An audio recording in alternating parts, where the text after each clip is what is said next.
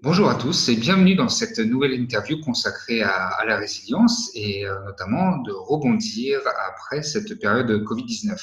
L'objectif de cette série d'interviews est d'inspirer en fait les personnes, de vous inspirer euh, pour, euh, pour rebondir grâce à vos propres ressources.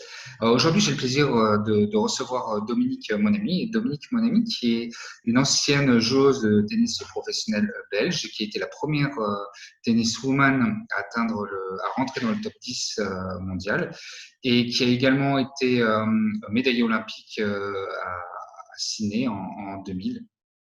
Et Dominique est également coach en entreprise. Alors bonjour Dominique, comment vas-tu? Je vais très bien, merci. Bon, merci déjà d'avoir d'accepter cette interview. Dominique, je voulais revenir avec toi déjà sur cette période qu'on a tous traversée pendant le Covid. Comment ça s'est passé pour toi dans l'ensemble? Je pense un peu comme tout le monde, puisqu'on a été mis devant le fait accompli, que nous allions être confinés.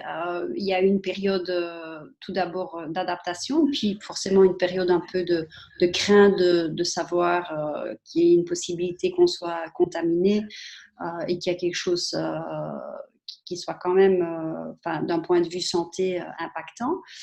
Mais très vite, en fait, j'ai pu rebondir et retrouver un nouvel équilibre dans ma manière de faire et d'être pendant cette période. Et c'est vrai que c'est une période, en fait, qui a amené pas mal de réflexions. Pour moi, c'était une belle opportunité pour réfléchir justement de ma position, qu'est-ce que j'avais envie de faire, le sens. Et donc, j'ai plutôt regardé ça comme quelque chose de positif, même si je trouve naturellement que c'est pour beaucoup de personnes, c'est une période très très difficile, mais j'ai quand même essayé d'en ressortir pour moi les éléments positifs et c'est ça qui m'a permis de rebondir d'une manière, je dirais, plus du côté positif que du côté négatif. Voilà. Oh, oh, ok, bah, très bien, très bien. Alors, de manière un peu plus précise, qu'est-ce qui a été difficile, en tout cas pour toi?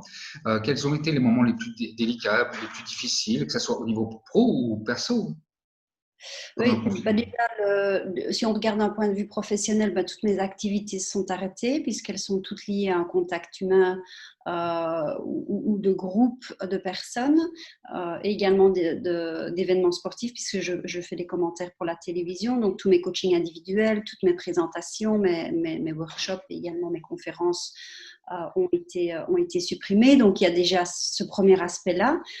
Donc, forcément, on fait avec, on ne s'est pas trop influencé, pas de contrôle dessus. Donc, c'est pour ça que l'aspect plutôt personnel et l'aspect humain, pour moi, était important de voir comment est-ce que je peux arriver à garder, je dis, un esprit serein, rester mentalement bien dans ma tête. J'ai fait pas mal de sport. En fait, je fais déjà beaucoup de sport, mais j'en ai fait plus. J'en faisais tous les jours. Certainement les 8 premières semaines. Après, bon, ça a un peu diminué puisqu'il y a le déconfinement qui est arrivé. On pouvait commencer à sortir plus et faire plus d'activités sportives qu'au départ. Mais les 8 premières semaines, les moments où j'avais un peu plus difficile, j'allais courir, j'allais marcher pour justement me libérer un petit peu les pensées négatives. Parce que forcément, il y a quand même pas mal de craintes qui sont présentes. Comme je disais, le simple fait peut-être de se dire que je peux tomber malade, combien de temps est-ce que ça va durer, l'impact que ça peut avoir naturellement aussi sur le côté professionnel. Donc c'est pour ça que je dis c'est un moment, je dirais surtout sur l'aspect mental, émotionnel, pas évident. Et puis le fait on n'a plus l'occasion de voir ses proches physiquement, nous les personnes qu'on aime bien, les amis et d'autres. C'est vrai que ça, émotionnellement, ça a quand même un impact assez important. C'est pour ça que la relation entre l'aspect mental et émotionnel, ont été importants et de trouver justement des choses qui pouvaient m'aider à garder mon équilibre. C'est pour ça qu'au début, c'était un petit peu difficile parce qu'il faut se réhabituer à ce changement et s'adapter au changement. Mais une fois que j'avais mis, je dirais, mon équilibre de nouveau et de voir qu'est-ce qui était important et essentiel pour moi, mais ça m'a permis de passer plus facilement à travers cette période. D'accord, d'accord. Alors, il y avait le sport, comme tu disais, au moins la marche, courir de temps en temps quand c'était faisable aussi. Du sport à la maison aussi, peut-être, en même temps. Oui, oui, moi je faisais du fitness dans mon jardin. J'ai la chance d'avoir un jardin, donc je faisais pas mal d'exercices. Et puis sinon, voilà, je regardais assez bien la télévision pour me changer les idées. J'essaie de rechercher éventuellement d'un point de vue mental comment est-ce que je pourrais améliorer les contenus, par exemple, de mes workshops. Et puis, il va faire de belles rencontres, dont celle avec toi, où quelque part pour l'esprit, c'était intéressant parce que tu réfléchis et ça stimule d'une manière positive et tu es occupé sur quelque chose qui est plutôt une solution qu'un problème. Et puis bon, moi je fais surtout très attention à mon sommeil parce que je dois dormir pas mal. Donc là, j'ai vraiment fait très attention à ça. Au niveau de mon alimentation aussi, parce que de temps en temps, bah, quand on n'est pas bien émotionnellement, on a peut-être tendance à manger différemment. Et donc forcément, ça va impacter les émotions. Donc j'étais quand même très vigilante sur les éléments que j'avais sous contrôle et qui me permettaient de récupérer mon énergie correctement. Hmm. C'est super intéressant ce que tu dis, notamment au niveau sommeil, parce que on sait avec le recul, et puis même pendant la phase du confinement, en tout cas que le sommeil était très très difficile pour une grande partie des gens en tout cas. Déjà parce qu'on ne se dépensait pas de la même manière, et puis il y avait plein de pensées aussi ruminantes ou autres.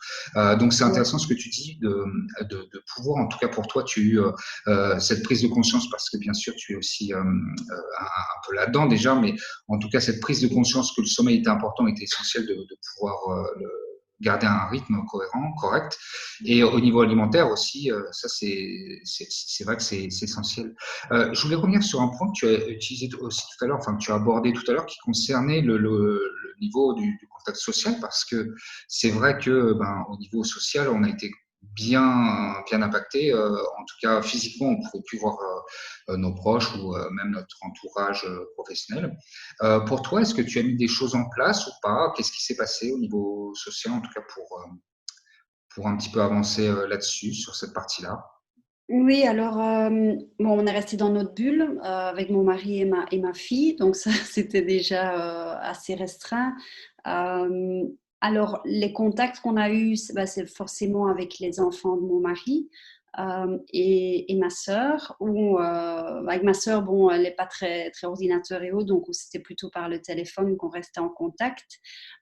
Mais avec les enfants de mon mari, à ce moment-là, on faisait les FaceTime, hein, où on pouvait se voir aussi physiquement et les petits-enfants. Donc, rester en contact grâce finalement à tous ces appareils électroniques qui, d'un côté, nous coûtent pas mal d'énergie, mais le fait de les avoir à ce moment-là, tu es content de pouvoir les utiliser. C'est cette manière dont on a, je dirais, passé cette période de Covid. Maintenant, c'est vrai que nous, on n'a pas énormément enfin, je dirais, de réseaux sociaux autour de nous. On aime bien vivre, pas déjà confiné quelque part.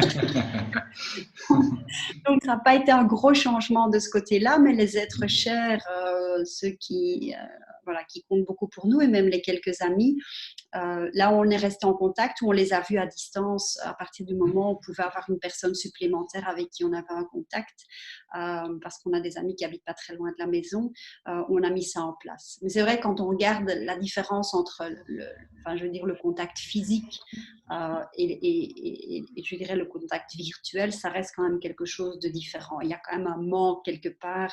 Donc, je suis très contente maintenant parce qu'on a vu il y a quelques jours physiquement quelque part les enfants et ça fait quand même du bien de pouvoir prendre enfin, moi je suis de par mon mari je suis devenue grand-mère et donc le fait de la prendre dans les bras c'est quand même quelque chose d'assez émouvant dans un premier temps, mais surtout cette chaleur humaine c'est quelque chose que moi j'ai quand même pas mal manqué. Ah oui. Oui, c'est très juste ce que tu dis au niveau de la chaleur humaine. C'est vrai que c'est en tout cas des choses qui ont pu manquer et sur lesquelles, en tout cas, on peut maintenant, bon, en tout cas, hors confinement en ce moment, en tout cas, on peut retrouver. C'est vrai que c'est essentiel pour nous aider à avancer. Euh, Par rapport aux autres forces, tu en as utilisé plusieurs, en tout cas pour avancer. S'il y a un parallèle d'ailleurs avec ton passé de sportif professionnel, est-ce qu'il y a des forces que tu as utilisées là pour rebondir, pour avancer plus facilement, je dirais, dans cette période?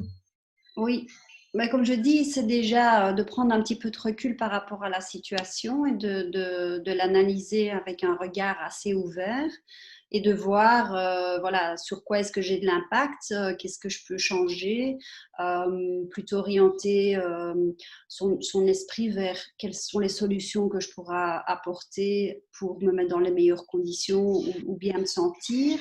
Je pense que c'est très important. À partir du moment où on commence à ruminer, qu'on regarde que les problèmes, qu'on devient fataliste, qu'on regarde tout le côté négatif, c'est sûr que de ce côté-là, ça ne va pas faire avancer les choses. Je suis quelqu'un de très positif, donc ça aide pas mal dans les situations difficiles. Donc je vais toujours être plutôt en train de regarder qu'est-ce que je pourrais faire qui pourrait m'aider. Aussi, voilà, les choses sur lesquelles j'ai du contrôle, parce que c'est là où on peut vraiment, je dis, garder un bon équilibre et même si la situation est difficile, on peut quand même passer à travers parce que on va plutôt être orienté vers qu'est-ce qui peut nous aider plutôt qu'est-ce qui pourrait éventuellement nous tirer encore plus vers le bas. Et ça, dans la résilience, pour moi, c'est quelque chose de capital. D'accord. Alors, par rapport à cet optimisme aussi que tu as, comment tu vois l'avenir là, en tout cas sur les prochains mois?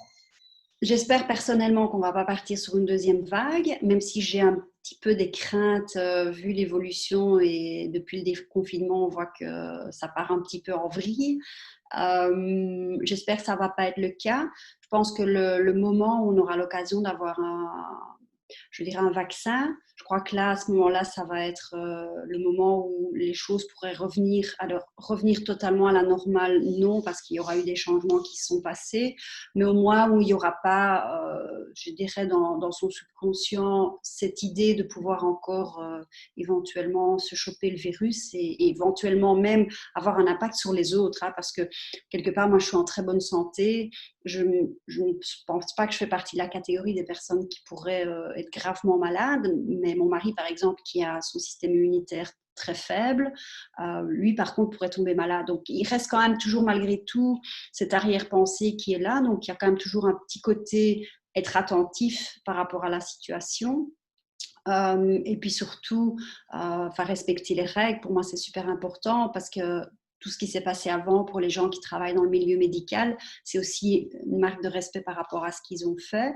Donc, j'espère que nous n'allons pas repartir à cause de certaines personnes dans une deuxième vague, mais je reste optimiste pour la suite. Et puis surtout, ça aura certainement fait réfléchir pas mal de personnes pendant le confinement sur différents aspects. Alors pour finir, vu qu'on arrive vers la fin de cette interview, est-ce que tu aurais un conseil ou une phrase à partager avec nous? Oui, ouais, je dirais surtout regarder pour chacun et chacune des personnes euh, qu'est-ce qui peut vraiment les aider pour, comme je dis, pour garder cet équilibre et voir les opportunités qui sont là et les prendre. Garder un esprit ouvert est très important aussi. Et même dans les périodes difficiles, le fait de toujours essayer d'une manière ou d'une autre d'avoir des choses positives. C'est pour ça que l'importance d'avoir des gens positifs autour de soi, c'est quand même quelque chose de fondamental.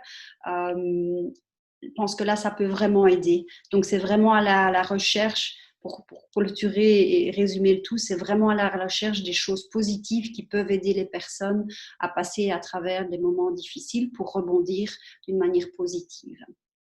Ok, bon, bah, très très bien, hein. On va suivre tes conseils. Essayons de les appliquer en tout cas. Merci beaucoup Dominique, en tout cas pour cette Avec interview et puis pour ce partage. Merci.